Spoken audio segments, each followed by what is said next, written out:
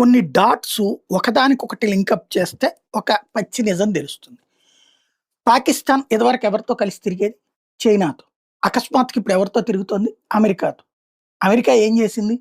IMF లేకపోతే ప్రపంచ bank loans ఇప్పిస్తాం అని చెప్పి ఇప్పించింది.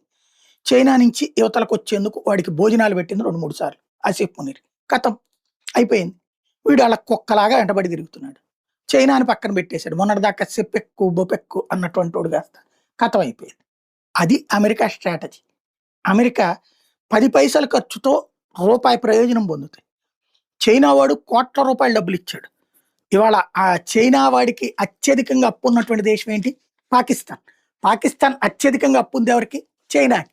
ఇప్పుడు పైసా ఖర్చు ఆ అప్పు తీర్చకుండా ఉండాలంటే చైనాను వదిలేసి అమెరికాతో తిరగడం బెటర్. చైనాకి అప్పు ఎవరు తీర్చరు. అదే సందర్భంలో అమెరికాని ఇచ్చి అదనంగా అప్పులు తెచ్చుకుంటారు.